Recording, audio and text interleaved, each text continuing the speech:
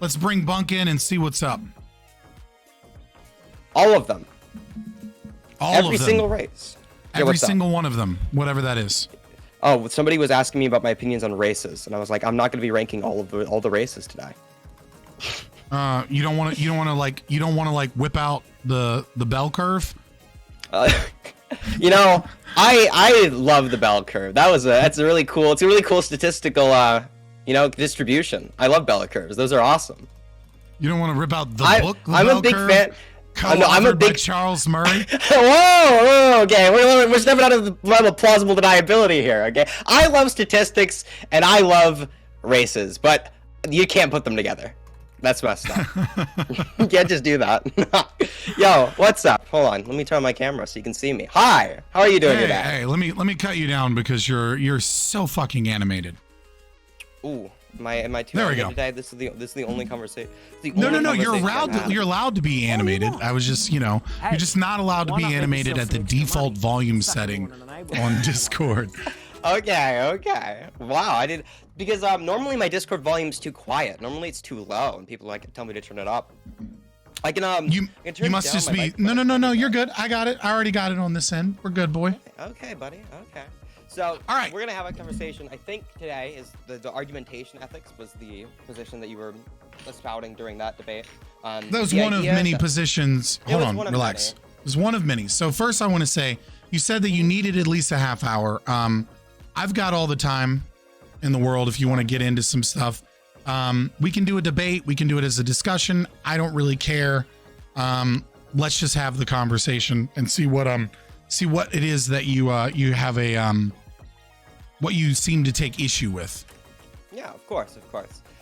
So I think the fundamental problem I'm going to run into whenever we're talking about argumentation ethics is that it's always going to be based on a performative contradiction and not a logical one.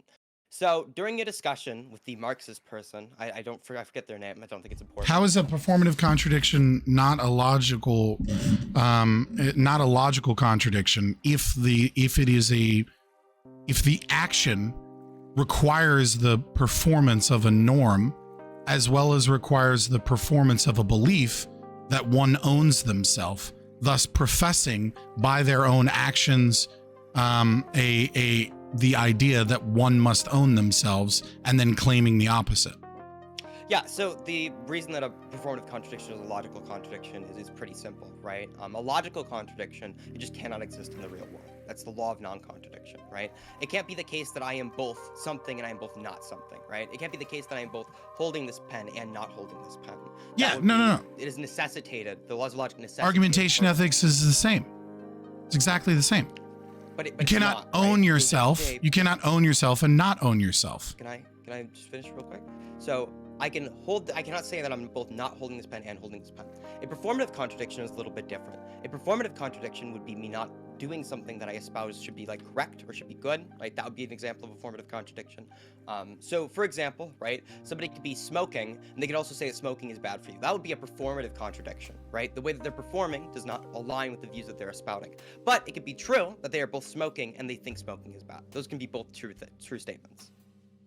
Okay, but right. First of all, there's a lot of problems with what you said. Number one, when you use the smoking claim, right? You're talking about shoulds, right? And should has a lot of wiggle room, right? So one can say one should do this, one should not do that, right? Yeah. It's very different than something that is a non-contradiction situation here, right?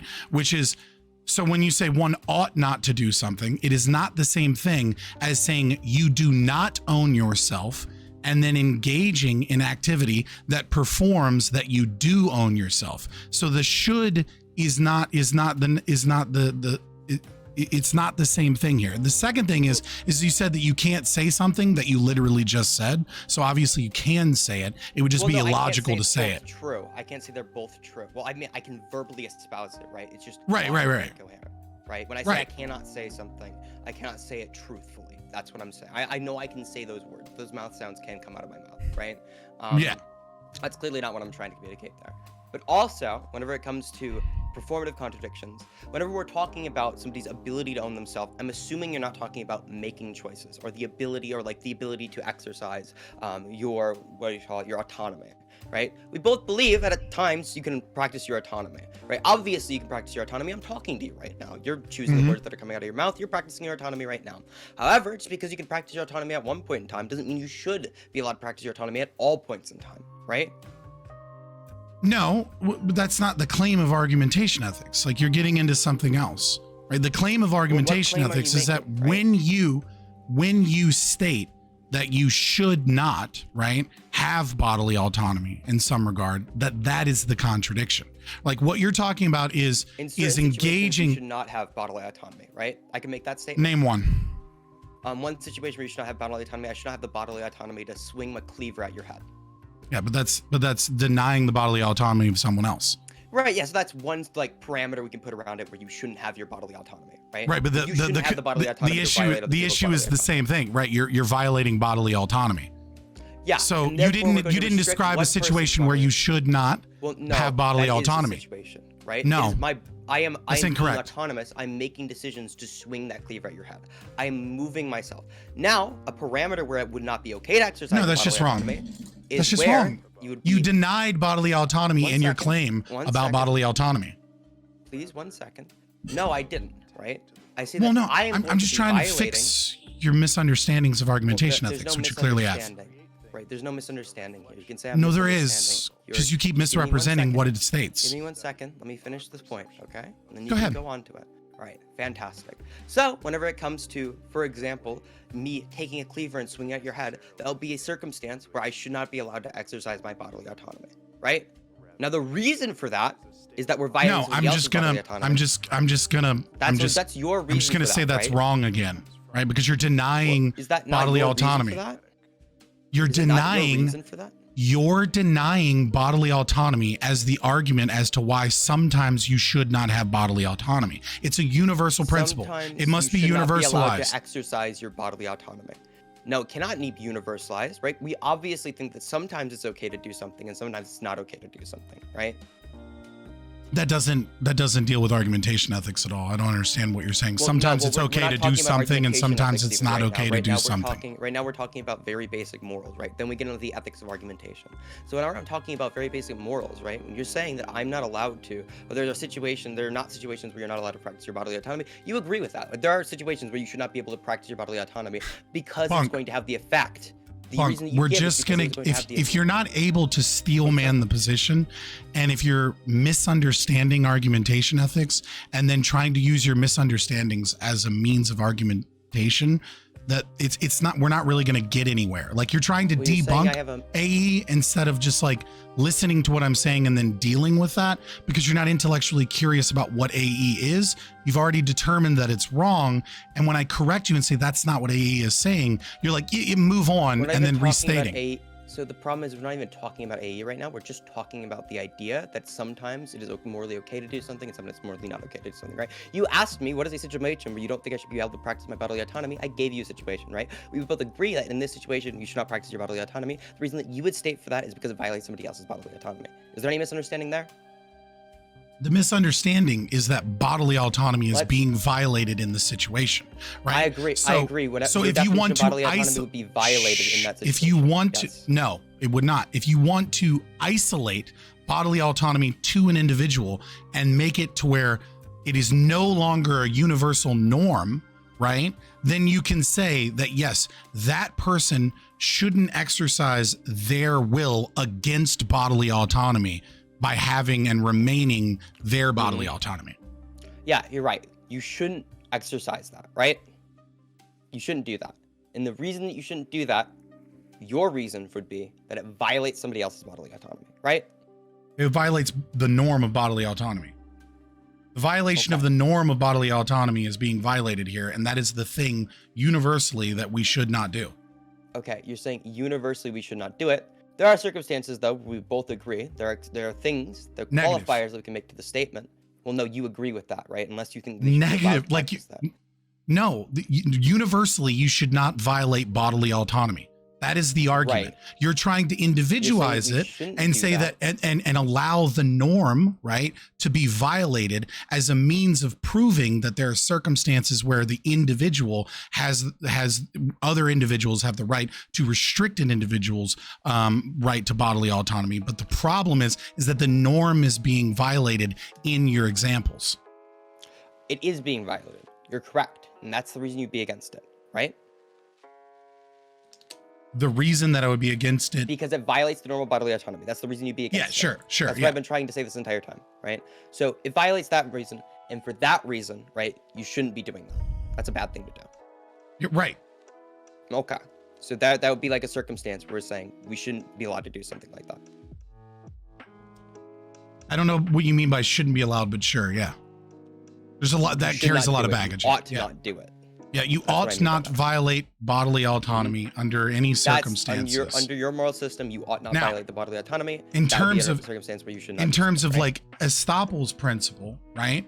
In terms of Estopel's principle, once this has been violated, then that individual cannot. They're in a criminal state, right? And so because they're in this criminal state, they cannot justify without paying restitution and correcting the problem in some regard, them being beholden to that standard, right? So if I murder you, for example, right? If I murder you, right? I don't have any argumentation available to me that I don't murder unless I'm able to pay back some restitution in some way. I'm able to pull myself into a place that recognizes that I do indeed recognize bodily autonomy. Yeah, so this would be like, for example, you're just like stating your moral system, but we both agree on this, like this descriptive claim, right? That there are times when you ought not exercise bodily autonomy. One time when you ought not do that is because you are violating the norm of bodily autonomy. Negative. Okay. You ought not violate the norm of bodily autonomy ever. Yes, that's your moral system. Yes, that is what I am arguing. Okay, that's great. So now let's get into argumentation ethics, right? The reason that you would say is that I'm affirming this norm, that this norm by having a conversation with you, correct? Sure. All right. So I do understand that the argument to at least some degree.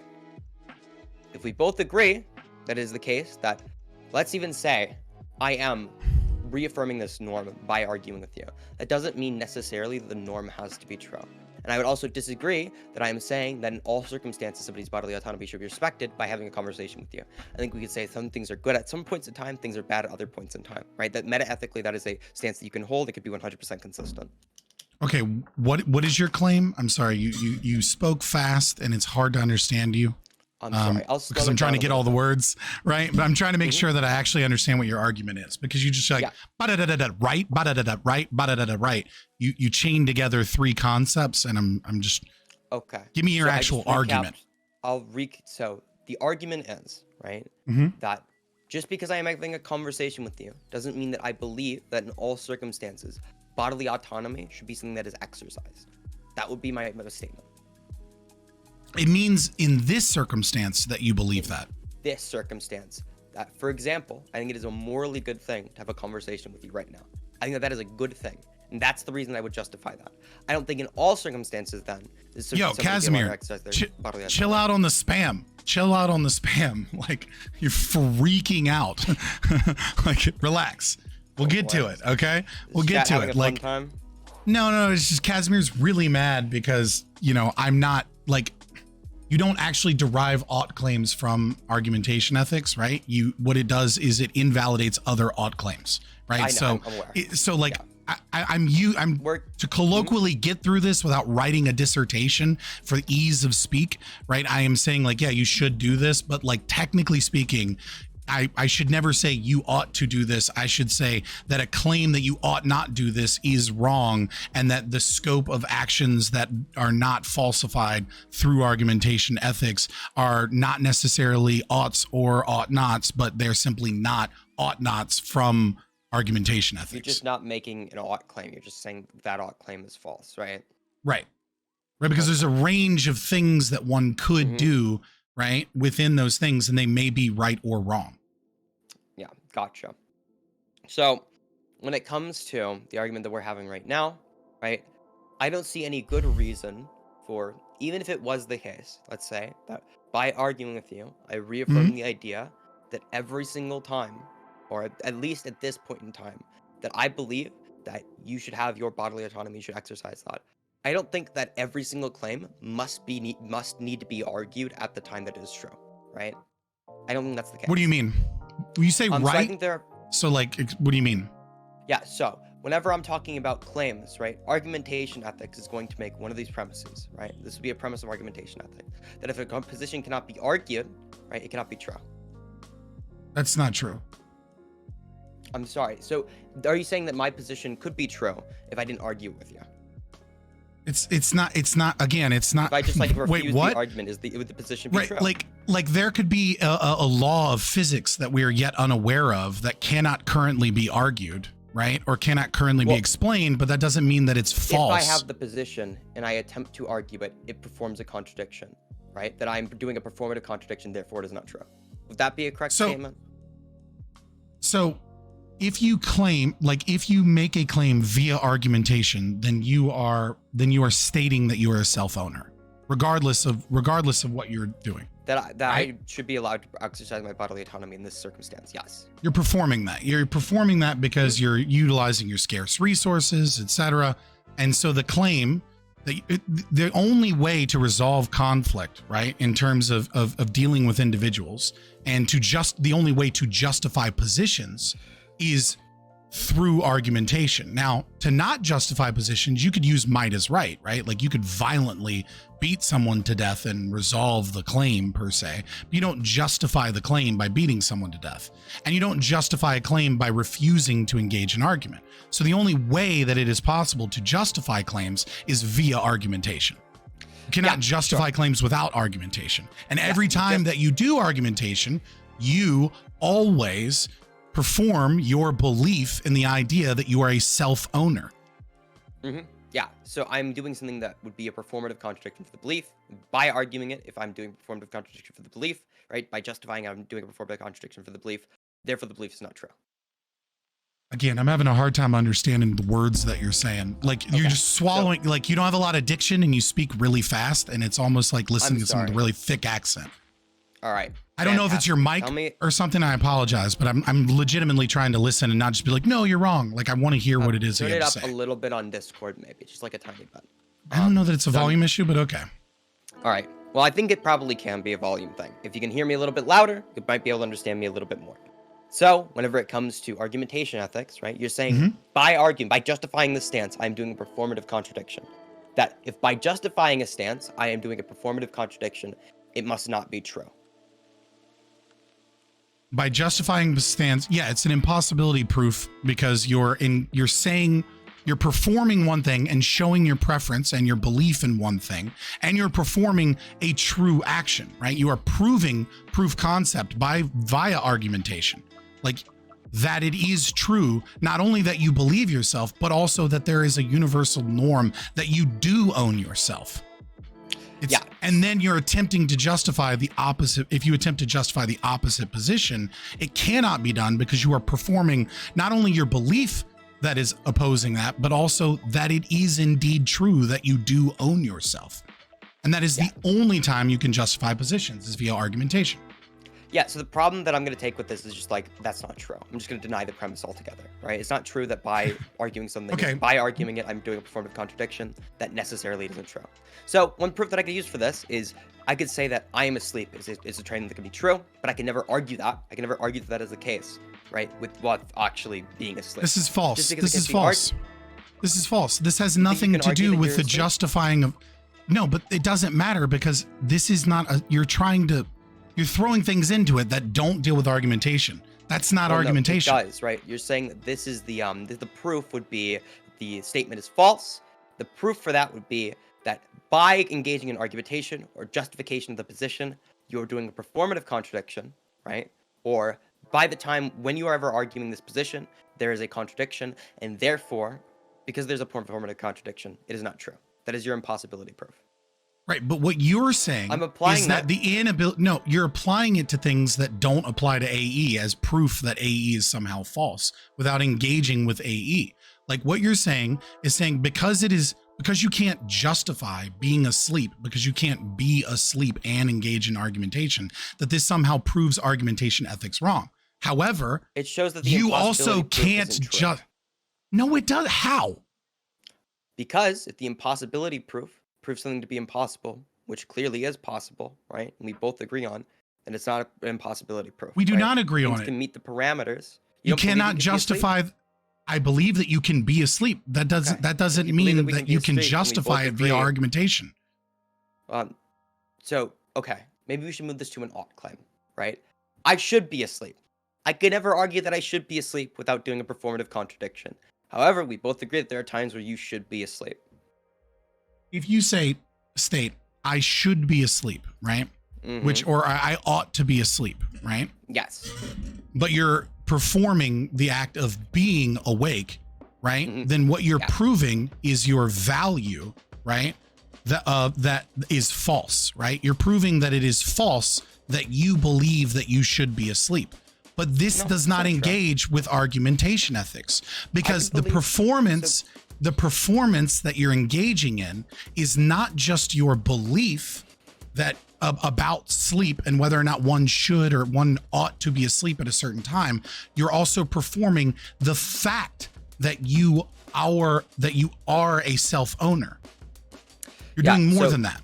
The thing is it just doesn't prove that I don't think that I should be asleep right now, right? That would be like one circumstance. And also, even if it did prove that I don't believe genuinely that I should be asleep right now, doesn't mean that I shouldn't be asleep, right? Because at no point in time can we ever justify the idea that you should be asleep right now. Then by argumentation ethics, or by the justification that if you cannot argue something without doing performative contradiction, it is not true, right? It would never be true. This is a bad argument. This is a bad argument that it's misunderstanding what A is, right? You can say it's a bad argument, but it's directly you're intentionally missing. You're intentionally missing principal elements to try and prove it wrong. And this is sophistry, because I can tell that you're smart enough to get what's saying, right?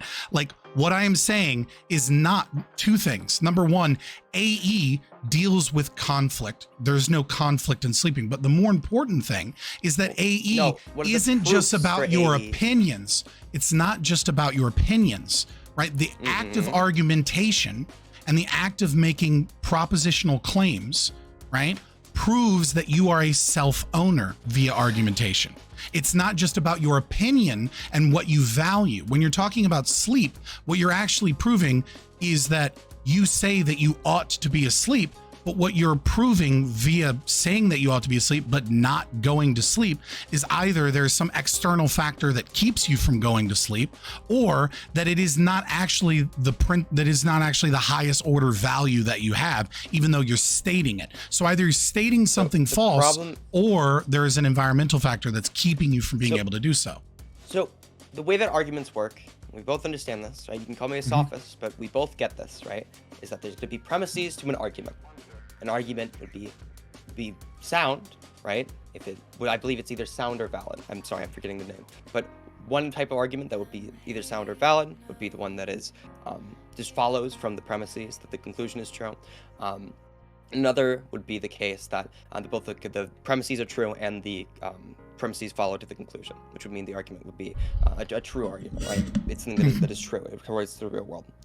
The problem is whenever I'm arguing against argumentation ethics, I'm going to be taking parts of argumentation ethics as parts of those premises, and I'm going to be testing them, right? So one thing I'm doing right now is I'm testing your impossibility proof that you stated, right? The idea that by justifying a statement, I do a performative contradiction, and therefore the statement is not true. I gave you an example of a statement. We could both agree that sometimes it is true, right? It is sometimes true that it is the case that I should be asleep. Right? You've removed principal elements as a means to try and defeat something of which you do not understand. You really are. That I do understand. You're just misinterpreting. You're saying I'm not understanding it. I'm saying you should be smart enough to get it. You're lying right now. I am. Well, so am I lying? Removing principal elements. It and I'm lying, or am I not understanding it? One of the other. You're either intentionally misrepresenting it, or you don't get it. That's great.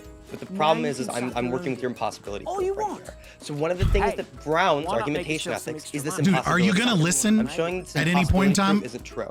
I've been listening No. to you the entire time, right? But You've you're not not been engaging correcting with anything what that I'm saying. You're just saying that it's a bad argument. You're saying I'm missing principal elements. No, but you're I'm failing not. to demonstrate any of the I elements that I'm demonstrate missing. what the principal element is, and then you just ignore it, and then just Well, no, move you forward haven't, like a right? bulldozer. I have multiple times not- said that there's no conflict in sleep, and that argumentation ethics, one, deals with conflict, and two, the affirmation is that you are a self-owner, and there is no contradiction of self-ownership in sleep. These are two principal elements that There's you've no contradiction intentionally of removed. self-ownership. There's the contradiction that the performative contradiction that I'm saying I should be asleep, but I am not asleep, right? Or I'm not trying to go to sleep. Dude, like, this isn't going to get anywhere if you just ignore what I'm saying and then misrepresent and then I'm actually steamroll on. directly arguing. You're with not what you're saying. engaged. You're not engaging with the steamrolling you. philosophy. You're the one who's been interrupting me. I'm not steamrolling you. I'm trying my best to let you speak, and I'm trying my best to tassel with your philosophy. I'm The trying problem to is help you're you not actually understand providing this, a but you counter-argument to clearly, anything that I'm you saying. either don't So or you're misrepresenting one for the it. conflict. We're not even about at the conflict part, right? One of the lines of argumentation ethics would be that because, right, in this conflict, that to resolve the conflict, I am saying that there should be self-ownership, right? That is necessarily a performative contradiction, and therefore, right, I believe it's a stance that cannot be held. I'm sorry. What we're dealing with right now is the impossibility proof. The impossibility proof that it is the case that if you cannot argue something to be true, right, that and without performing a performative contradiction, that necessarily is not a true statement, right? We both agree that it can be true at times that you should be asleep. Just because you cannot argue that you should be asleep without performing a performative contradiction does not mean that that is not true. That is the thing that I'm arguing with right now. You can keep saying that it's a bad argument. This has nothing to do with argumentation ethics. You're not actually pushing back against anything I'm saying. I have completely pushed back against it. I have shown why your argument is false. But the arguments you're presenting are not refusing contradicting anything that I'm saying. Okay, if you say I am asleep, right? Or you say true statements do not exist, right? Now, when you say true statements do not exist, right? That is a contradiction in the statement itself, right? That would be a logical contradiction. Right, that's a logical contradiction, right? Mm-hmm. And so, but if you were to say I am asleep, right, while being wide awake, that would be a performative contradiction, correct? No, I could put that in the form of P and not P. So you're saying that it isn't a performative contradiction to be to say that I'm asleep is not. I don't even think there's a contradiction there necessarily. The problem is just like not a true statement, right? Or if you say that it is a true statement, I could say that. So what is okay? So it's not a performative contradiction to be engaged. I think this is a hold on. Like something hold on. We're, okay. Hold on. I'm just. Let me get this. Let me get this. Right here. Right. So no, we're gonna go. No. Because you wanted to harp on your example. We're going to be arguing over something that isn't going to matter in the long term. Right. I tried to do that multiple times when you were getting rid of principal elements, but now that I'm pushing you back on. Kid, listen. What is? Kid. I'm a grown adult. I'm sorry. How old are you? Grown adult. Okay, a kid. All right. I'm like you're not. Like I'm sorry. You look like a kid. I'm sorry. Maybe you're older than you look. I'm sorry. Wow. I apologize. Brutal. But no, I mean, it's like you could call me a boomer, right? And I have boomer takes. Like, it's fine. I'm not gonna call you old. I want to actually deal with your arguments. Well, no, I'm just trying to get you to calm the fuck down for a second. I'm not the one who's uncalm. You were calling me a sophist and saying I was lying earlier in this conversation. I'm totally calm. Because you were. It's not me being uncalm. It's just me calling you out. I think it's a little uncalm, right? You're calling me a sophist. You're saying I'm lying. Come on.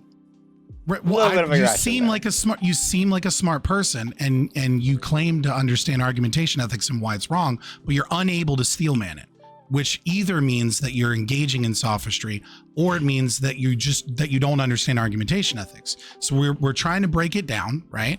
So again, you're saying that it's not a performative contradiction, right? To be enacting a fact and then to deny that fact with words. And so my question to you then is, what would you define as a performative contradiction via logic then, and give me an example of something that would be a performative contradiction, and why is it different than saying I am asleep whilst clearly being awake and enacting the act of being awake? So the problem is it's just gonna define what do you mean by saying things, right? So like if I'm asleep talking and I say I am asleep, right, and I make that statement, and not necessarily the case. Stop. But Engaging in argumentation. Okay, so engaging in argumentation, then yes, I think that could be like a logical contradiction. Say that like it is both true that you are asleep, but it is also true that you are saying and actively engaging consciously with the idea that you're asleep, or like actively Okay, saying that so you're it is. asleep. So I we're think that good. could be like logical So it's a contradiction. performative You could say contradiction. that's no, that could be a logical contradiction, right? So if I were to say people only say things whenever they're conscious, right? Because of the way that we're defining saying things is like a conscious action. People who are conscious are not asleep. Therefore, it is both the case that they are asleep and they are not asleep. And that is both P and not P. And then you run that through the principle of explosion. And then that's how you show that'll be like a logical contradiction. So it's one of those two. I think we could stick with something that is just like a pretty obviously a performative contradiction, which is really like you should do X and I'm not doing X, right? That would be like a pretty easy performative contradiction that we can go through. So you take issue with the term performative contradiction being utilized because one is acting out something and making should claims and not correctly categorizing it as both a performative and a logical contradiction. Well, no, the problem is whenever you're going to say this thing's going to violate the law of non-contradiction, that's not going to be a performative contradiction. Performative contradictions don't violate the law of non-contradiction. It might sound like that because of the way that we're saying the words, right? But it's just not, right? It's not the case. Logical contradictions are fundamentally different from performative contradictions. Logical contradictions can exist, right? And performative contradictions can't. Or depend. Some people will accept logical contradictions and then they'll get to like what do you call it? You'll just get the idea where everything is both true and not true. But yeah, we're both going to accept the idea that things cannot be both true and untrue, logically speaking. But it can also be true that I think that you should do something and I'm not doing it, right? Like, that could also be a true thing. That you think something and you're not doing it is yeah. So like the smoker true. is like, both smoking and they think that smoking is bad, or they say that smoking is bad. That could be like a performative contradiction, but it is not the case that is not logically true. Like they could both be smoking and saying that smoking is bad. Yeah, well, I would say two things. Number one, I think a performative contradiction does meet law of non-contradiction. I would just dismiss with that idea wholly. Number two, this idea that you're not showing anything, right, by stating that you think smoking's bad or one ought not smoke, right, and then continuing to smoke, I think it actually does indeed prove that the statement is false. It does prove that you do not believe that you ought not to smoke, or you would not smoke. If I don't believe it, that doesn't prove the statement isn't false, right? If you don't believe it, right? No, I can believe things. I can say that I believe things that are true and I don't believe them. Okay, if I say I should not vape and then I vape, it is clearly not true that I believe that one should not vape because I'm vape. But saying I should not vape, that's going to be like a normative claim. I could say that it'd be morally wrong for you to vape. It could be true that it's morally wrong for you to vape. It could also be true that you don't hold that position, right? It's like, I could say that, it's like a really easy thing. I could say that it is, what's like an example? That is bad to smoke. We'll go back to that one because I'm not going to be able to find something off the top of my head right now. So it is bad to smoke. It can both be bad to smoke, morally it can be bad to smoke, and I could be smoking, and I cannot believe that it's bad to smoke, but I can be saying it. Right? All those things you could be lying. None of those things contradict. You could be lying. And then if you're lying, you're not engaged in argumentation any longer. Okay. Maybe we can well, you can't See what I'm argue saying? for a position that you don't hold, right? You can do that. But maybe this could help move the conversation in like a proper direction, right? Are you aware of why we can't have logical contradictions? I mean, like, in what way? Like, I already gave the claim. Why I already gave the claim. Like, true contradiction- statements don't exist, right? So, like, it obviously can't be true. It's a statement that can't be true because of its contradiction. Yeah, it's a logical contradiction, right? Now, right. Why can logical contradictions not exist? Well, because it creates it. If you were to accept it, it would like basically create a loop, right? Because like one would falsify the next, and the next would falsify the next, and the next would falsify the next, and the next. And so like it's the same as like a circular definition, right? Like you can't state it truly in any capacity because the next part of the statement falsifies the other part of the statement, which then goes back to falsifying the other part of the statement. Yeah, so that's kind of true, right? But the problem is like I could just say like, oh yes, and that's true, right? These are both true. They're both falsifying each other, but they're both true because neither of these are false, right? The reason that we're going to be saying that we don't accept logical contradictions is by accepting a logical contradiction, you necessarily give way to the principle of explosion, if you've ever heard of it before. Right. Yeah. It essentially allows you to grant any kind of statement, and it's granted Yes. through the idea that logical statements or logical statement, this is true or this is true, that's a true statement if one of the sides is true and one of the sides is false, right? So by granting that, we grant all statements. So Yes. if that's the case, could you show me how performative contradiction necessarily leads to us granting all statements? Performative contradiction necessarily grants to leading to all statements. Leads us to grant all statements, yes. Okay. So if one were, via argumentation ethics, if one were to say that I do not own myself whilst performing that they do own themselves, then what you have done is you have gotten rid of you've counteracted self-ownership in and of itself, right? And so I would say that every form of human action can no longer be justified from that position. Private property can't be justified. The usage of all resources can't be justified. All human actions as to whether can't be justified because you don't own yourself. So basically every statement that one could make could not be justified because they wouldn't be able to make true propositions at that point. So yeah, essentially, yeah. Okay, gotcha.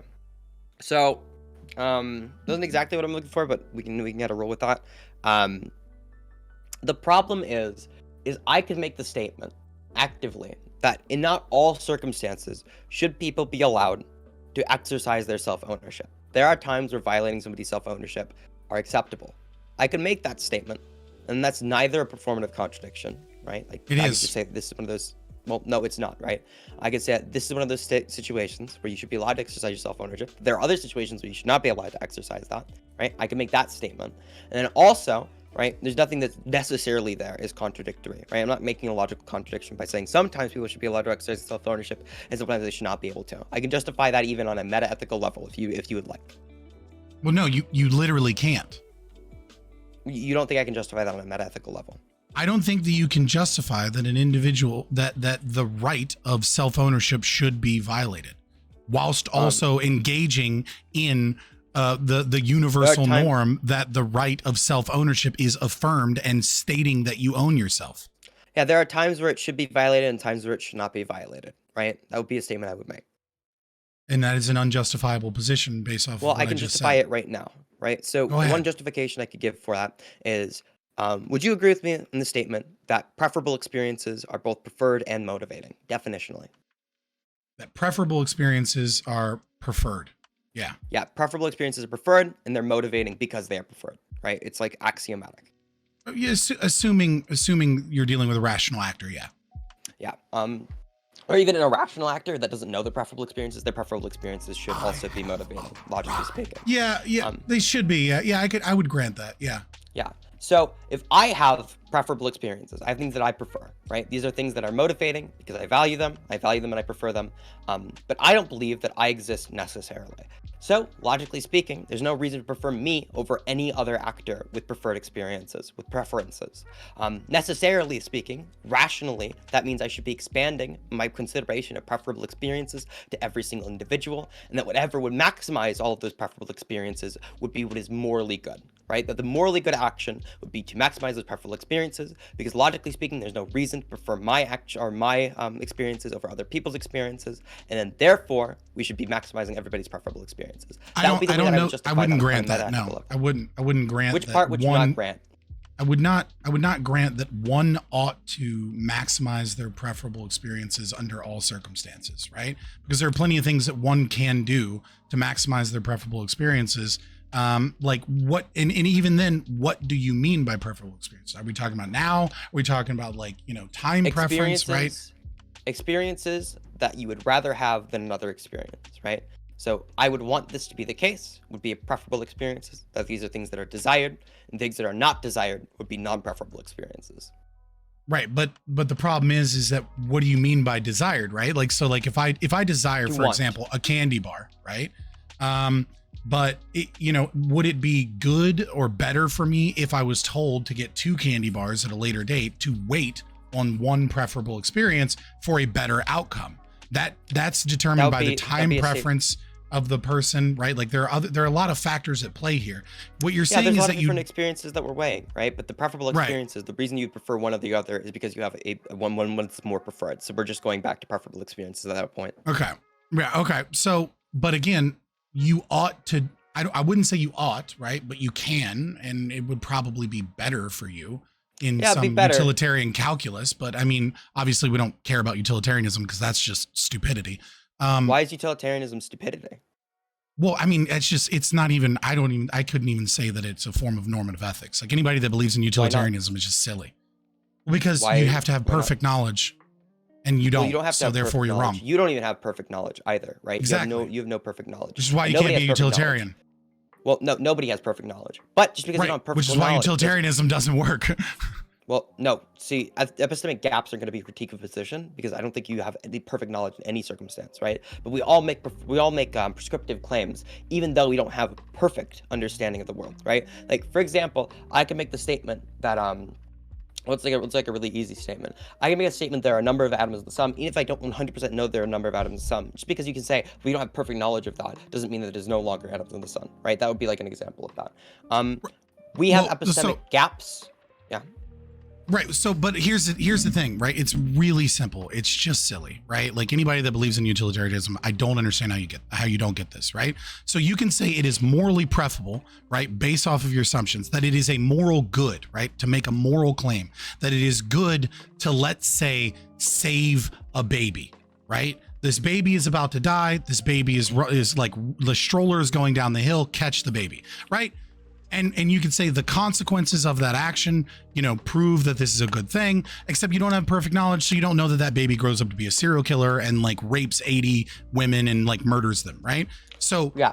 So they're going to be it doesn't cognitively make sense because you don't have perfect knowledge. So you can't make a moral claim based off of outcomes, right? When you don't know the said outcomes, you assume the outcomes based off of a subjective bias. And then you assume what it is that you weigh as important. We could say it's morally good to have the best outcomes, right? And then we could do to our best of our ability, make those best outcomes actualize, right? We don't need to know every single outcome. But if you make moral claims... One second. To say that it is best to have the best moral outcome or to have the best outcomes, right? We don't necessarily need to know what exactly leads to that to like perfect degree. We can just say that would be a true statement, right? And then we try to actualize that system to the best of our ability. Well, first, you can't justify aggression upon another person. So there are going to be some actions that lead toward...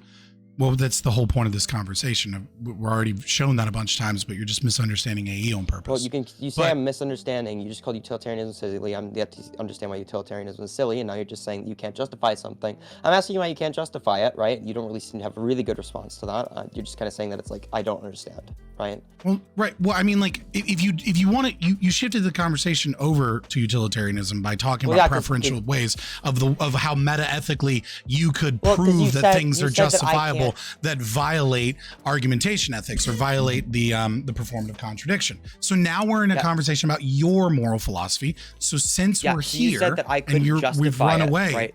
Well, no, I don't want you to frame it as like I ran away from this. I said that I could justify that, and then you asked me how do you justify that, and that's how we got into utilitarianism, right? I made the statement that I can justify that, and now we're in utilitarianism. Right, because you're attempting to justify things with imperfect knowledge about what people should just do on whatever they want to do. Right. Well, and the problem is that it doesn't do anything, right, to prove argumentation ethics wrong. It doesn't do any of that. You just put it in your moral framework and said, see, I'm right. And now we have to deal in your moral framework to prove why your moral framework is flawed. Well, no, I didn't say that argumentation. I just said that there are statements that we can make that you can't necessarily argue without performative contradiction that are true, right? That was my objection to argumentation ethics. Then whenever we got into whether I could justify that self-ownership should be exercised at one point in time and not at another point in time, right? You said that that was an unjustifiable position. I showed you how meta-ethically I justified that. I justified that meta-ethically. You didn't have any objections to it, but the second we called it utilitarianism, now you have a problem with it. It doesn't even seem like you have a problem with the arguments behind utilitarianism because I gave them to you without even calling it utilitarianism. You agreed with all of the premises. No, I did not. I did not agree to all of your premises and say, yes, this is a great argument. Which premise did you disagree with? The initial premise that I disagreed with was was the idea that that you could know your preferences and actually engage and act on your preferences. We do have right? some knowledge of our preferences, right? Right, we have some, right? That wasn't even a premise that I posed, but like, yes, we do have some knowledge of our preferences. I'll address this argument now.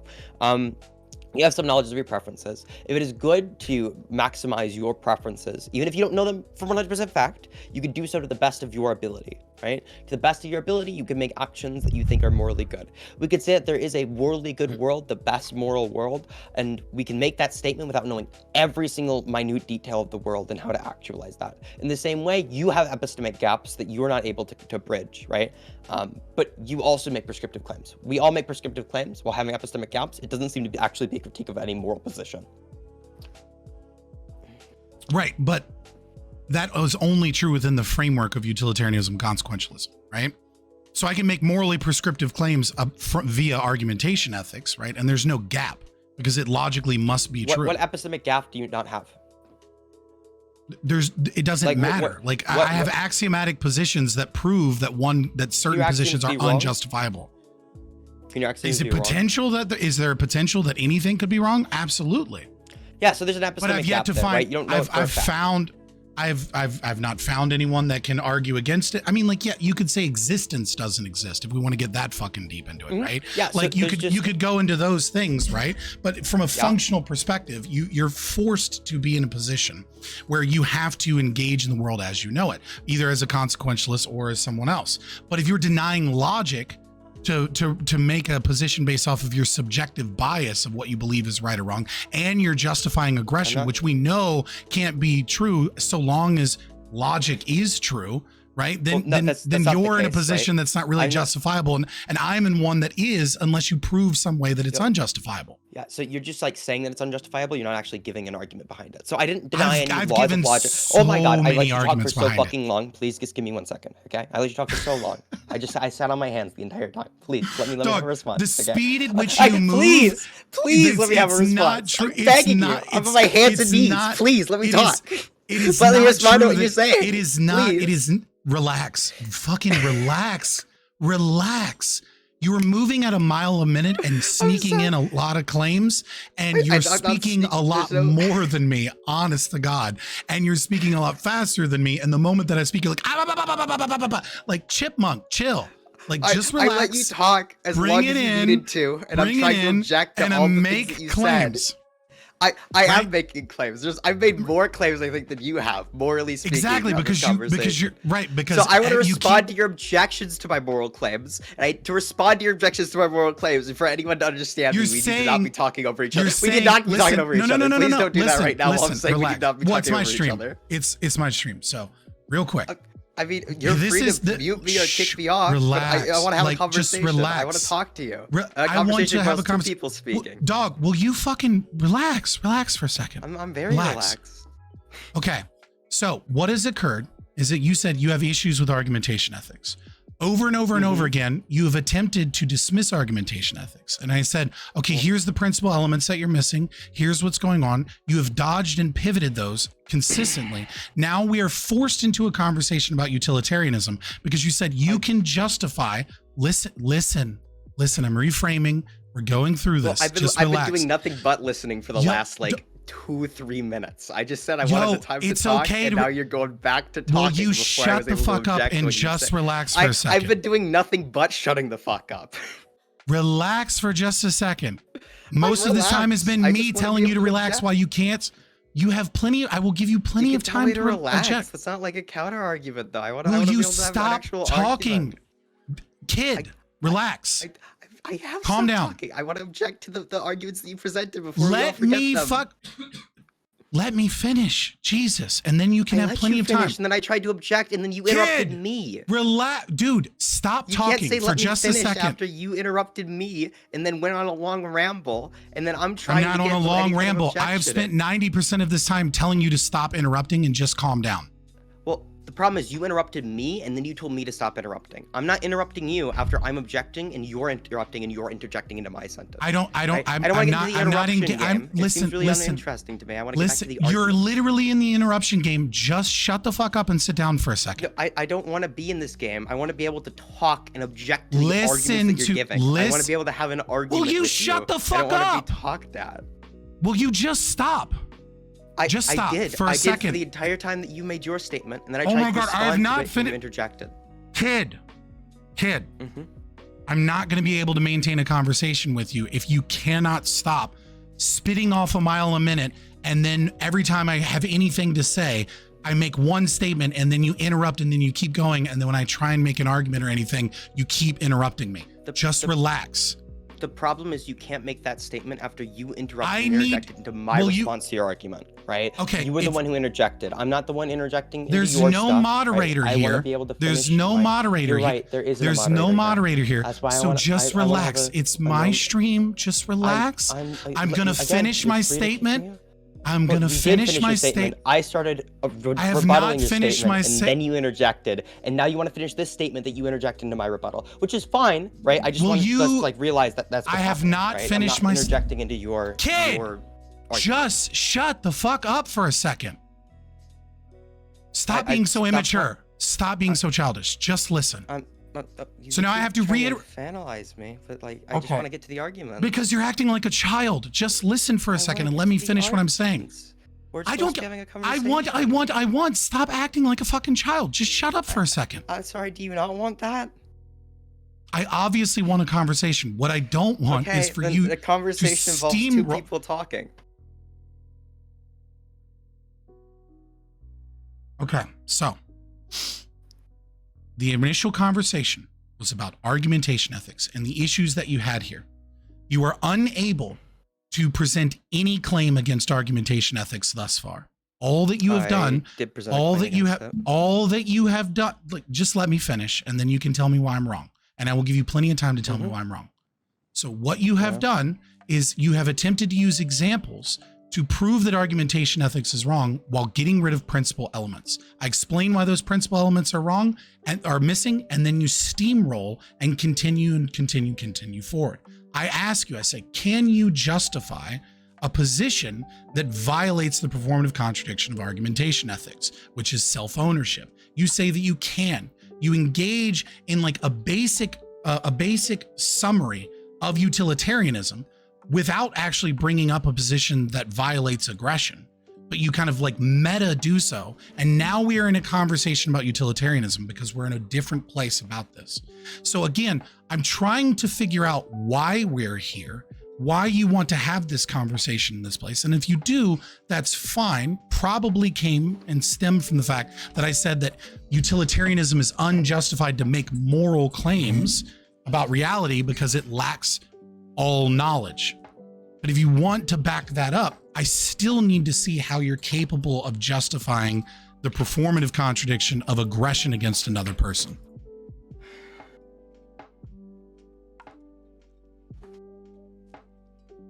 Are we done talking yet? Did you have a wired headset so you just ignored everything that I said? This is incredibly childish. No, you were talking for a very long time, and I really wanted to get into the objections, and you were kind of overwhelming me. So I took a second to go clear my room, kind of get my head clear, and now we can have the conversation actually. So you said that I didn't respond to any point of argumentation. This is so childish. Can I object? Can I object? I don't care if you think it's childish. Can you object to what I said that you didn't hear? I know I want to object to the first thing you said, the first monologue, before I object to the second monologue. We can object to the second monologue after. Do I need to repeat myself since you decided to walk away? I literally let you talk so long. Please don't. No, nothing but that. Please don't repeat yourself. Please don't go on another monologue. I can't take that right now. All right. Right, but you didn't listen to anything that I said. I can't be dealing with that right now. This isn't. This I isn't did listen the to what you said. I Bunk listened to the gets to entirety talk of your shit first- show. You said you wanted to have a conversation. You walked away from the conversation. You're right. I do want to have a conversation, but a conversation involves two people talking. I don't want to listen to your speech. I don't want to listen to your manifesto audiobook that you're giving for me right now. What I want to do is I want to have a conversation where we argue back and forth with each other. I want to respond to your first argument before I respond to your second argument. You started making a second argument, a second monologue afterwards. Again, this is like a meta conversation. I don't want to get into this. What I want to respond to was your first arguments that you made. Now, one of the things that you said was that I didn't object to argumentation ethics. Yes, I did. I 100% objected to it. I objected Never to said your that. possibility proof. No, you said that I was missing key fundamental elements. I was objecting to one of the premises of the impossibility proof. I showed that impossibility proof is not true. Then secondly speaking, and I'm trying to get into this. You're saying that we can't, because we don't know everything, we can't have like an expected, or we can't have a coherent position with utilitarianism. I don't think that's true at all. I think we have expected utility, right? That there is like, it's still wrong to try and shoot somebody. Well, no, you did. You said that the epistemic gap that you don't know everything means that you can't make the prescriptive claims of utilitarianism. That is exactly what you said. That is almost a verbatim rephrasing back to you. You said that you can't make moral claims. You can't say that it is good, well, that it is right to do this thing. Moral claims with utilitarianism. That's what you think, correct? I'm saying that you cannot make a moral prescriptive claim whilst lacking knowledge and whilst having a subjective bias. Okay. That we can't make a morally prescriptive claim while lacking knowledge. So you just repeated back to me what I said and then said you didn't say it. So that's fine. What you said though was that we don't know everything, so therefore we can't make prescriptive claims. Obviously we can make prescriptive claims. We can use the knowledge that we have. We could use it to have some kind of like expected utility. In the same way, you don't know that something's going to violate somebody's personal autonomy for 100% fact, right? You just don't know that, but you have a really good expectation that it's going to. So then you would say that you shouldn't do it, right? In the same way, we have expected utility. We expect. What do you object to there? No, I don't engage in I don't engage via argumentation ethics or in moral claims or what is not morally justifiable per se in second and third order consequences, right? So either the act occurs or it does not occur.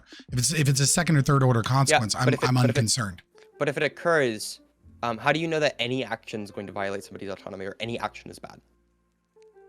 It's about whether, so argumentation ethics is about whether or not one can morally justify something that is a stated intent or a stated consequence of violating someone's personal autonomy. If something consequently does it, right, after the fact, then we can determine that that is some form of violation, and we can work within that grounds in and of itself, right? Like I can tactically attempt to not do things that would lead to those consequences, right? But like this idea that like, oh, well, this will lead to that, like, no, I don't engage in that. So why can't I swing a cleaver at your head? I'm sorry, what? Why can't I swing like a cleaver? Why can't I take a gun and like shoot you? Because it's an act of aggression. How do you know this is an act of aggression? Are we just going to say that like the consequences of the act are aggression? Because you're violating my personal autonomy. How do you know that I'm going to violate your personal autonomy? Because it is a violation of person. Okay, but you said shoot me. You didn't say pull the trigger in such a way. Okay. It's also a threat. Pull the trigger. I'm sorry, not shoot you. I mean, point a gun at you and pull the trigger. Why should I not point a gun at you and pull the trigger? Because it's a threat of violence. It's a threat of violence. I know it's a threat of violence. So how do I know that it's a threat of violence to point a gun? I mean, pull the trigger. I feel like that's a silly question. Like, you know exactly why that's a threat of violence. It's a silly question. Well, no, I don't know it for a fact. I just have really good reason to believe that that would be the case, right? Right. The person could be mentally deranged, right? They could have no idea that it's violent. They could think it's a toy gun. Yeah, but we have a pretty good reason to believe that we shouldn't do that, right? Would you say we have a real good reason to believe that? We have a real good reason to believe that pointing a gun at someone... I shouldn't point a gun at somebody and pull the trigger, yeah. Yeah, of course. Yeah, and similarly, I think we have really good reasons to believe that things have a good utility or have positive utility and things have negative utility. Why are we sneaking utility in this? Because they're the same way that we have epistemic gaps in your position, we have epistemic gaps in my position. I'm showing that these aren't actually critiques of the positions themselves, right? They're just stating that there's epistemic gaps. That's not true. It's either an act of aggression or not. Well, yeah, and this thing either causes positive utility or it doesn't. It's not about positive utility. I don't care. It's not about utility. Well, no, but I'm showing that the same thing applies to my position, right? Sure, from your framework, but like there's no Yeah, need so to there's in dealing nothing- with there's nothing argumentation more ethics. There's no reason to bring utility into it. It's irrelevant. Because you asked, because you said that I couldn't justify something. I'm showing you how utilitarianism can 100% justify violating somebody's personal autonomy in certain situations, right? That's what I'm showing you. No, I can justify this. Again, this we're can't all happen the way back at the coherently. beginning of the debate. No, because you're not. You could just say no, right? But you don't have an objection to the argument. I right? had I an just said objection. no. I've already listed the objection. I don't know if you weren't and then listening. I showed you why those objections weren't right, and then you're just like, no, you have not. You're lying now. No, I'm lying. I've already debunked what you're sophistry knows saying no end. multiple times, and now you're just saying that you've already debunked a thing that is not true. No. I said that the norm is self-autonomy as a whole. And then I specifically brought up Estoppel's principle that when an individual violates that norm, they themselves are not able to justify it because they have engaged in the act of aggression and they must pay restitution to do so. You're making shit up now. Well, no, I'm not making shit up, right? You said that I couldn't justify, right? That there was no way to justify taking away the autonomy of an individual, right? No, I said there's no way to justify the violation of the norm of bodily autonomy. I never said, and I never claimed, and you keep trying to sneak this claim in because you think you can beat it. Different words. I did not, kid. You're intentionally misrepresenting me over and over again, and because you're just either you're lying or you're not getting it. This is very bad faith. You're in. It's because I'm proving that you're in bad faith. Well, you're not. You can't just say someone's. I'm very little throughout this conversation. Dude, again, over and over and over again, you were saying I made a claim that I did not claim. The claim is that one cannot. Right, it's on the. No, you're trying. You said you're trying to. I couldn't justify it. No, you were trying. Justify the you're trying to take a universal. You're trying to take a universal norm, get rid of it as a universal norm, and make it an individual norm, and then prove how you can violate the individual norm under certain circumstances. Norm anymore. It wouldn't be a universal norm anymore if we're not applying it universally. Right, but you're not applying it universally. In certain circumstances, that it's no longer a universal norm. Listen, I'm going to explain this again. I'm going to explain. I'm not. You're just arguing in bad faith. So I'm just going to explain it again. The universal norm. Sophistry. Well, if you just listen for a second instead of being so ready to speak, like you'd get it, right? Well, so the universal norm. You've gone on like 3 monologues in the last like 15 minutes, dude. Okay, I've been doing nothing but listening. So the universal norm is that of self-ownership, right? Sure. When you are an aggressor, you violate the universal norm of self-ownership, okay? And then no longer should their self-ownership be respected. Right, because you are the aggressor that has violated self-ownership. This situation now must be rectified, and you're incapable. Right, but every example that you give, but I fully understand it. I fully do. Okay, then why are you arguing in bad faith? I'm not arguing in bad faith. These are just like relevant objections, right? So whenever I came to the idea that we can justify, we could say that, hey, sometimes people should be allowed to exercise their bodily autonomy. Sometimes they should not be able to. You said there was no way to justify that. I then went into my meta-ethical justifications behind why I think that could be the case, right? You had no objections to any of those premises. I have complete objection to it. Stop lying. I literally haven't finished my sentence yet. You don't even know if I'm lying. You're just so eager. You're accused me of being eager to talk, but you've been nothing but interrupting me, okay? So when it comes to specifically the objection that you brought up, that we don't know for a fact that things are the case, right? I also present the idea that you don't know for a fact that anything's going to do anything, right? We just have really good evidence to believe things are the case. Similarly, we have really good evidence to believe things are the case for the subject of utilitarianism. So there isn't really an objection to the moral system. There isn't an actual substantive objection. This is just something that we could say for any moral system, that we don't know things are the case. I've already stated all the objections you're saying I don't have. Wait, so you didn't say that. That entire thing that everybody else heard you say, you didn't say that one. You didn't say the epistemic gap. So I specifically said that the epistemic gap is only an issue in utilitarianism. Yeah, I'm showing that it's not an only issue in only utilitarianism, right? So that was an objection that you had. I'm showing that it's not the case. Okay, prove to me how the epistemic gap is an issue for me, but so you don't know that anything's going to violate somebody's personal autonomy. Well, no, it is an issue for me as well, right? It's not for me and not for thee. I'm saying it's an issue for both of our systems, right? That both of our systems are going to have the issue where we don't know something for a fact. We just have really good reason to believe something is the case. Okay, so right? So you don't know something's again, going to violate somebody's personal autonomy. You don't know that for a fact, right? You have really, really, really strong evidence to believe that that's the case. Let's say you have really, really strong evidence to believe that, like, I exist, right? I have a strong evidence to believe that you exist. so this is completely untrue. So let me explain again. So there are things such as accidental trespass, right? So this is a violation despite you knowing or not knowing that you're trespassing, right? Yeah. So we would say that something is a violation of something, even if you're unaware of doing said thing. The intentionality and the knowledge gap doesn't matter. You're still violating this system. So that's one point. Yeah. And also, in the same way, things can cause negative utility even if you don't know that they're causing negative utility. Exactly. But you would make the moral claim. So that's both of our systems. You would make the moral claim, right? but no, because you would make a moral claim that would say that you should, or you ought to do something, presuming all of the evidence that you have is that it would normally lead, or that, like, you have reason to believe that it would lead to good outcomes. I'm saying that position is not justifiable. Not just from an argumentation ethics perspective, but from a consequentialist perspective, that you don't actually have perfect knowledge to know that. Yeah. So we could say that person caused a negative utility that shouldn't have happened, right? Ideally, with all knowledge of that situation. However, that actor is using incomplete information. In the same way that your actor is using incomplete information to make poor decisions, our actors are using incomplete information to make poor decisions. But we could both say, from an objective perspective, they shouldn't have done the things they did. Right, so but the argumentation ethics is not making moral prescriptive claims.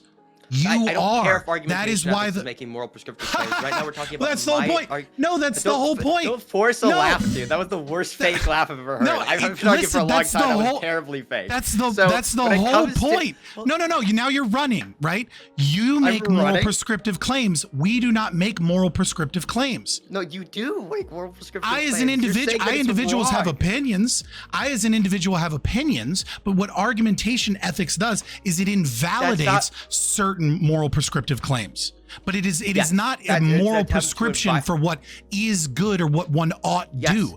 Yes, that is not your argument, right? That is your argument, but that's not the position we're talking about when we're talking about moral prescriptive claims. This invalidates moral prescriptive claims. What you're saying, your moral prescriptions, is not this, right? So yeah, if you want to talk about my specific opinions, moral prescriptions, like how do I? You want to talk about my specific opinions? I hope I'm talking to you about your opinions and not somebody else's opinions, right? You're here to discuss argumentation ethics and libertarian philosophy on morality, right? If you want to talk about what I do to supplant the positions that fit within the norms of argumentation ethics, I tend to be a virtue ethicist. Okay. That's a totally different. That's a totally different thing. But you said that utilitarianism was a silly system. So now we're comparing normative ethical systems. You were the one who made the statement about utilitarianism. That wasn't me. So now that we're talking about utilitarianism, right? Well, I'm showing you that your moral system use it as a justification for violating argumentation ethics without ever justifying violating argumentation ethics. I'm talking about people's bodily autonomy. I'm not going to violate the argument. I'm not. That sounds really strange. Well, regardless, that's a nice way of pivoting from the fact that you brought up utilitarianism as a means. What do you think I'm pivoting from? You said that you can justify violating people's bodily autonomy. I ask you to do so, and then you just go into a conversation about your belief of utilitarianism. That's because that's how I justify them. That's my moral system. That's what justification is. You haven't justified a position that violates bodily autonomy. Yeah, when? Sometimes it's the case. You've yet to do so. For example, if we have a system, right, that is really, really good, that taxation and that building of like a welfare system is really, really good, and that would help a lot amount of people save their lives, right? And all that takes is the slight violation of somebody's autonomy to take a couple of dollars or a couple $100 in taxes every year. So let's talk about taxation. That would be an example. That would be an example of that. Right? If that's a positive utility, that would be an example of where I could justify that. Now, that is actually, I needed to talk about my moral system to justify anything. Like, obviously, I need to do that. What do you mean? Okay, so now that we're actually at a critique that you believe is something that defeats it, we can go into a couple of things. Number one, defeats what? Taxation is theft, without a doubt, because there's people that involuntarily pay taxes, correct? I don't care if taxation is theft. I also think labor could be theft by that definition, but I don't think that that's necessarily always going to be bad. Why would labor be theft? Because there's something that you do, like, we're not 100% voluntarily, right? We're obviously coerced into doing labor. People don't By go to whom? their jobs because they really, really want to. Well, because there's extenuating circumstances in the situation that you're going to Oh die my on God, the now street. it's this Marxist shit. I'm not a Oh Marxist. God, this is so I gross. talk with Marxists all the time. I don't like them, right? But it's just like the case, right? Okay, so You can say like, this is just like that one other thing, but it's just true. We all know that we're not working because we just, I So really it's an want to act- work every single day. I just really want to go to work, right? Well, no, Obviously, the reason claim I'm you just doing that made is because I'm the going to claim- die if I don't work. Okay, so hold on. We've bounced around like 6 times, right? So we went to taxation, then we went to labor, then we went to labor as exploitation or coercive. Yeah, so because you keep asking me questions, right? You're the one who's kind of like drawing us into these different areas, right? I'm It's saying okay. I'm just responding to all the questions that you have. Please don't do the shush thing. You You're trying keep to do, like, having all a this different- meta. You keep having a childish meta conversation. You were a childish meta conversation. I responded to your question. Just relax for a second. Okay, so I'm the one who's You're relaxed. just- You're saying that I'm invading in bad faith. You're saying that I'm like I'm a sophist and all these other things. You're the one who's been more aggressive in this conversation. I have been doing nothing but trying to have a conversation dude, with you. are you on cocaine right now? Like legitimately? Like are you snorting? Is that why you like stepped away? Am Are I you like snorting cocaine? right now? This is That's a legitimately really like good talking argument. to. That's this a is really legitimately like strong talking to a argument. cokehead. Yeah, dude, you're so right. I snorted a line of cocaine before getting onto Discord to argue with you today. That's exactly what I did. I'm You just- fucking own me. Where's You're the not denying counter-argument? it. Like, are you on coke right now? Like, Yes, I am, and I'm waiting for a counter argument on cocaine. High on cocaine. okay. Well, then if you're on cocaine, your behavior is already- more understandable. Okay. But if you could try You're the and- one who's throwing out you try and- personal attacks. I'm the one who's you could trying to just- actually make arguments. if One you of us could is actually ju- engaging in a conversation. The other one's doing the childish shit. If you could just calm down for a few moments. I'm on cocaine, dude. I can't calm down. I have been on cocaine myself before, and it is possible to act calmly on cocaine. Believe it or not. Is it possible? Do you practice it often? Lately, no. No, lately? Oh, I don't know if I can trust you then. Your like medical degree might be out of date here. I don't know about that Regardless, one. I don't know. Maybe the new Coke is so much better and so much Maybe the more new pure. Coke. If the new Coke's way better, dude. The new Gotta try Coke it again. is ADHD medication, I guess. I don't know. But just yeah. listen. So I ask you for a justification of how you can violate someone's autonomy. And so we now have an example. We finally gotten to an actual example that you believe is justifiable that I don't, which is taxation, right? Okay, I this say is that the one example that I believe is justifiable that you don't, right? But like for the other example, we have different reasons why we think it's justifiable, right? But we both agree that's justifiable, sure. we do not both agree that taxation is justifiable. Well, no, we both do agree that like we should stop people from killing each other. Right. Yeah, obviously. That's the other conversation I was talking about. Yeah, we both agree on that one. Yeah, obviously. Okay, so taxation is a form of theft. I ask you if you think taxation is a form of theft. You say that you don't, and then you say that you do, but you also think labor could be a form of theft. I said, why do you think labor could be a form of theft? Right? And then you said, because there are extenuating circumstances beyond someone's control, such as environmental factors or that like humans exist or something, right? Yeah, That could in the same force way- someone into going into labor, despite that not necessarily being their desire to work in order to eat. Yeah, like in the same way that like the extenuating circumstance of the government like locking you up would incentivize you to pay taxes, right? There's clearly a form of coercion here. And if we're to like define one of them as theft, there's probably like we can define the other one as theft, right? Okay, that would so- be like so that would my be like one question- thing I would say, but I don't really care if it's theft or not, right? I just think it's justifiable, right? Like I don't really care whether fundamentally like we define something as theft or not. There are times where I think theft is 100% permissible. For example, right? Here's something that's like 100% theft. If I were to like steal a penny to save like 100 people, right? I think that's a permissible form of theft, 100%. I would not steal a penny to save the world. But besides, You wouldn't? Because in Tax. the last conversation, you said you actually would do that. So I don't know. Is the answer changed? I said that it's morally unjustifiable to steal a penny. If I was But you being said honest, that you would do it. I said that if I was honest, I don't know if I would, but like I probably No. would. Like I'm not in that position, right? Yeah, you probably would, right? Right? Like I mean, like we do bad things. Yeah, but are you aware that that's actually a performative contradiction? I'm fully If you were aware. to like steal the penny. Okay, that doesn't mean that like.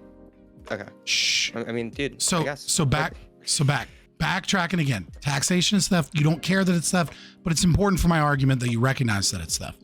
You seem to recognize that it's theft, right? But you're saying that like any person that profits off of extenuating circumstances of other people is theft. So all voluntary interactions amongst all humans and the environment is a form of theft and aggression. Well, the natural state of humans is everything is coercion. So the thing, I don't think that all of these things are theft. What I'm saying is like, if you could define taxation as theft, we could also define labor as theft using very similar arguments, right? How? That would be my position. Oh, because there's extenuating circumstances that are coercive into making you work, the same way there are extenuating circumstances that are coercive into making you pay taxes. However, both these circumstances, we're technically doing something voluntarily, right? Like we're not like nobody's forcing you to go to work. That's meaningless, right? Because one is a voluntary interaction and one is not, right? One is coercion and one is not.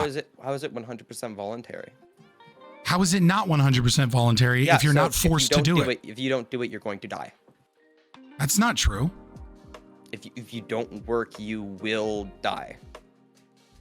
That's not true. If you don't work at all in the society, it is more likely than not that you are going to die.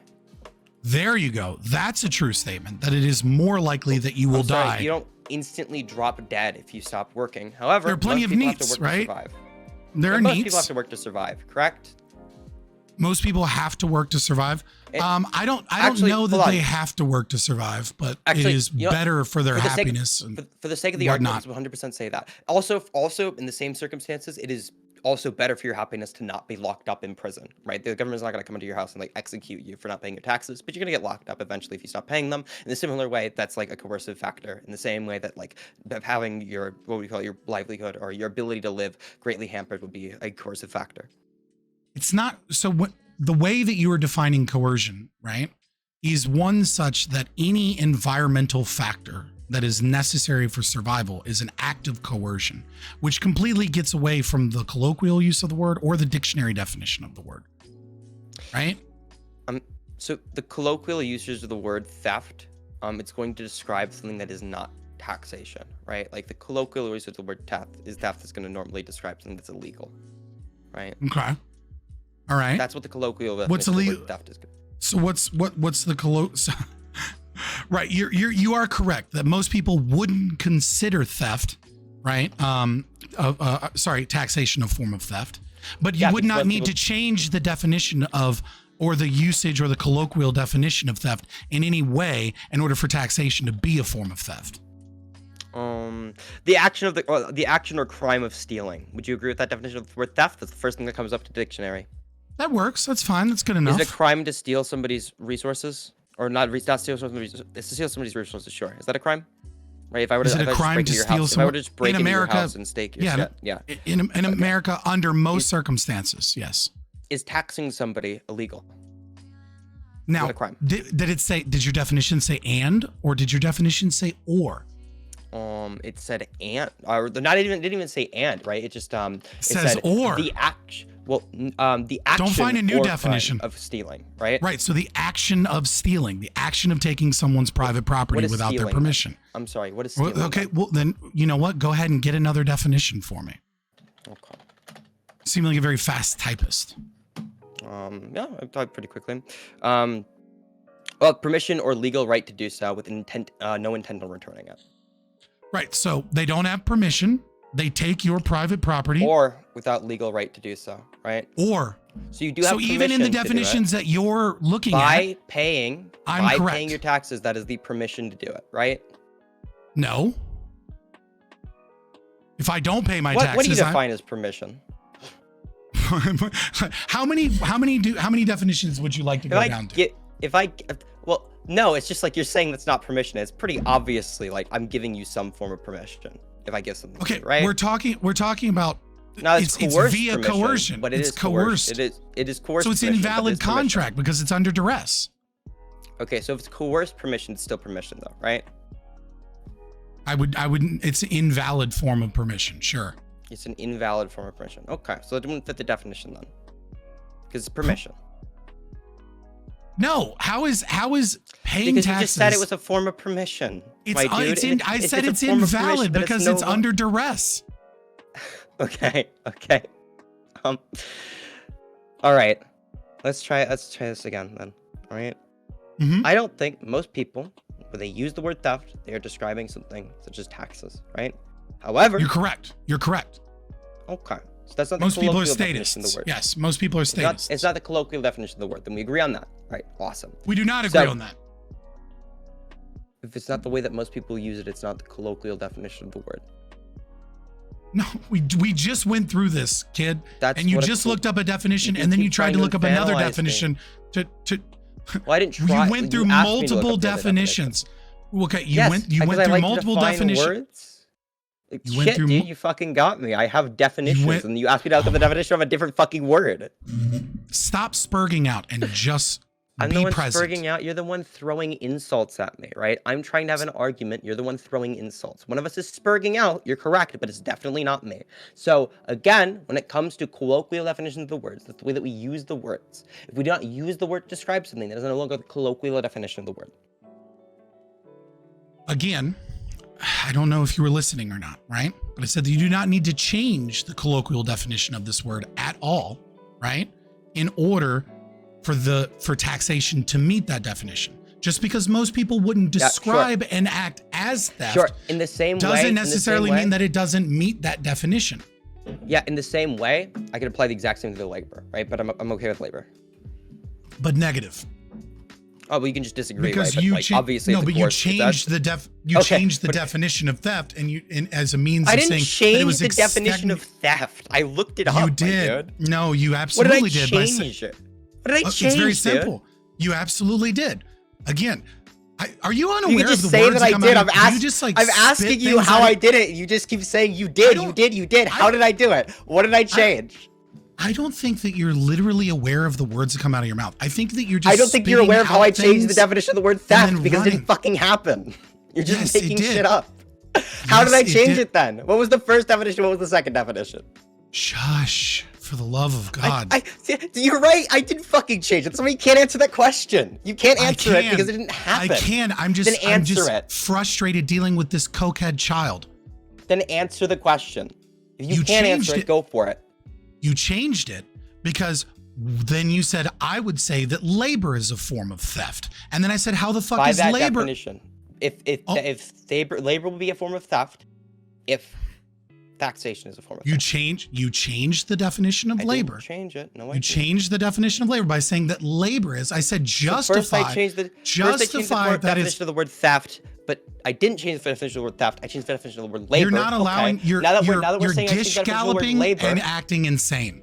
Just I'm listen. asking you. You can just say I'm like proving you sound you crazy wrong. right now. I'm No, you're proving not. you You're not wrong, and I just want you an won't answer. shut How did up. I change it? I have been attempting to answer, but you won't stop spurging. Okay, I'm sorry. Then go for it. You said that labor was a form of theft. Then I said, how is labor a form of theft? And then you said the way that labor is a form of theft is that any extenuating circumstances that gets away from people's meaningful choice becomes a form of theft. So There's a you form of define coercion breathing there, as which- theft. You defined hurricanes as theft. You define natural there's- disasters. You define the need to eat. You define any environmental factors that have an effect on people's choices. And presumably someone profiting off of that, such as selling goods and services or the act of capitalism, as theft. So I never said any of those things were theft, right? What I said was if we define taxation as theft, I would say that labor would be defined as theft in the exact same way. I wouldn't use this So- form of theft because it kind of leads to absurdity. So what you're saying is taxation isn't theft, and that in order for me to be logically consistent there's by two- calling there's two taxation positions. theft, I must accept your definition of labor. So I think there's two positions here, right? There are two positions here that we could take. We could take the taxation as theft, right? The taxation would be morally fine. I don't really care if it's theft or not, right? That's not a part of my argument. You've decided to hyperfixate on the idea that it's theft.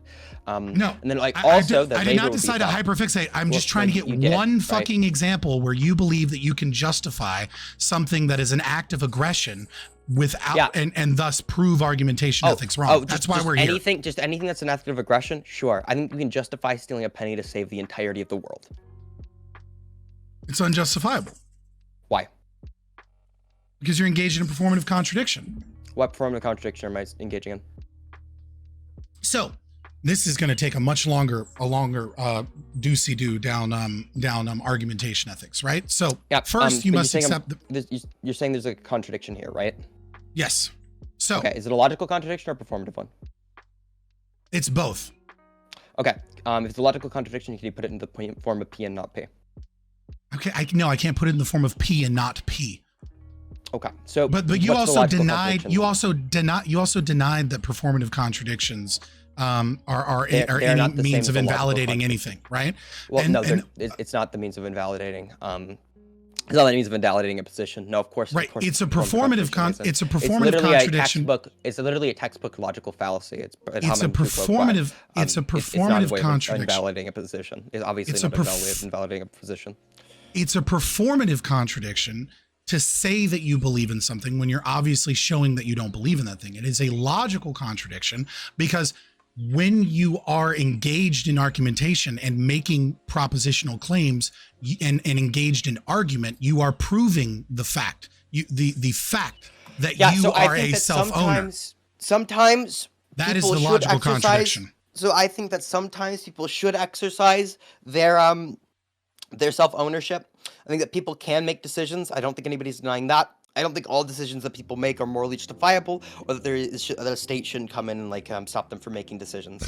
Or that'd be my position. There's no logical contradiction there. The way that I would justify all of that would be under the idea that we should maximize utility, right? And that there are certain times where it's going to maximize utility, let people act autonomously, and there are times that it's not going to be maximizing to utility, let people act autonomously. There's no contradiction there. There is. Well, you can just say there's a contradiction, right? But like again, you even said that you can't. When you just like not a contradiction. I just stated the logical contradiction, which is the act of argumentation itself. There was one. The act of argumentation. Sometimes it is okay to do something. Sometimes. Relax.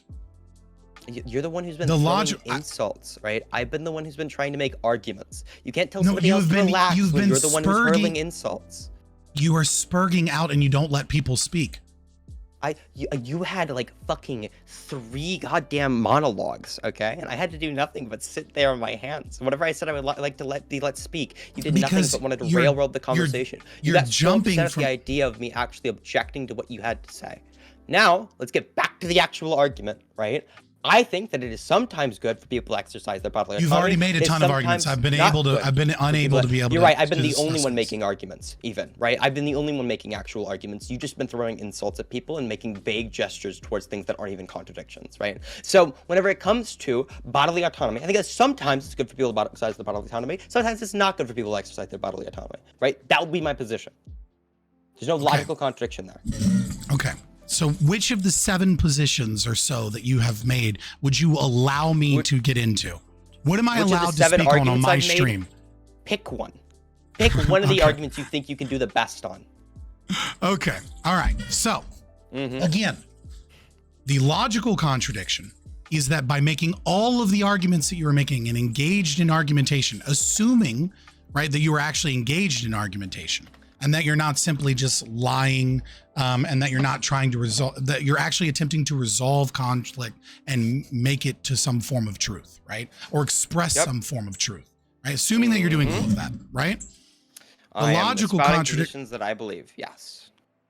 The logical contradiction is that you are, by doing so, you are proving yourself as a self-owner. I have the ability to make decisions. Is that what you mean by a self-owner? I agree. People have the ability to make decisions. Nobody would deny that. Okay. So you prove that you are an individual that has preference, right? And is utilizing scarce resources as a means of nonviolent conflict resolution between 2 individuals, right? Because I and you're establishing of utility. And you're establishing this norm, right? As the only possible, as in it should always happen, right? So what I'm saying is in this situation, it should happen. There's no reason we have to assume temporally that is always the case. You do, because there's no other means of establishing and justifying positions other than argumentation. Yes, the way I justify all of my positions is from the form of utilitarianism. I think that things that lead to positive utility are good things. The That's- maximization of utility, those are good things, right? I think that those should be engaged in. I don't think that things do not lead to maximization of utility should be engaged in. I think this conversation leads to maximization of utility. Therefore, I am in this conversation. That does not mean in all circumstances every single thing is going to lead to maximization of utility. There's no contradiction. None of that is dealing with what I just said. You just explain utilitarianism as I'm laying out the argument. You're trying to lay out something that somewhat resembles an argument. It's not really a good one, though. So, you believe that you're not engaging in justifying a norm, right? I don't think that the only norm that I would justify, the only thing that should happen in all circumstances, the only kind of categorical rule I'm going to hold to is that the maximization of utility is something that we should do. Right. You're just repeating your own belief system and not engaging with what I'm saying. Because you asked me a question about my belief system, so I repeated my belief system. You are so right about that. I'm trying to engage with your arguments. Okay, you're not engaging. You're just pivoting I directly and restating. There's no pivoting utilitarianism. You just keep saying like debate things. You hear like you're a sophist. You're pivoting. You're changing the definition. You haven't been able to show any of these things. You've just been throwing out insults, hoping that something sticks. While I've been actually trying to make arguments this entire fucking time. Okay? You can keep throwing out these debate terms. I guarantee it doesn't make you look good in this argument. Okay.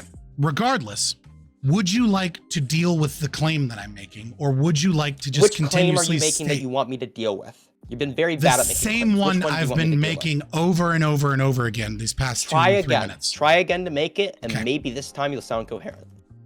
It sounds perfectly coherent if you just listen. Maybe to you. So, again, you recognize that you are a self-owner, right? That I have the ability to make decisions. Yes, I have the ability to make decisions. I 100% agree. That as a form of non-conflict, right?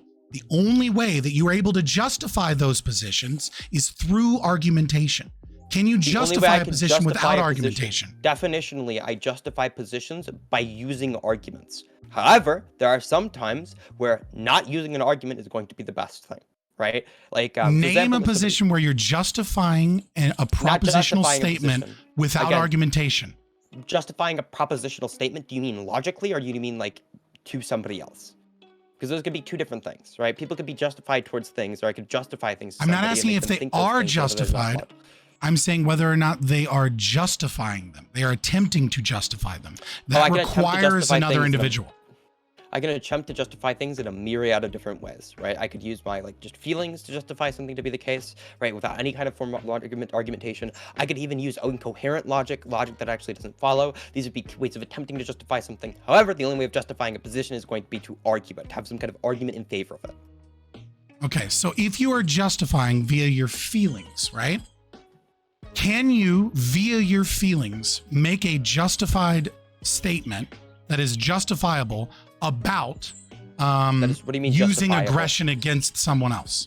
What do you mean justifiable? Right. What I mean by justifiable is that the position can be true.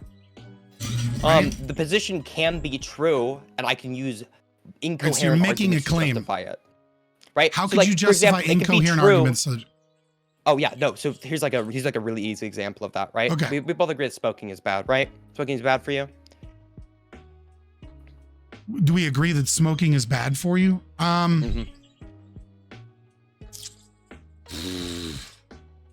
This I don't want to get too technical, so yeah. Okay, sweet. So smoking is bad for you.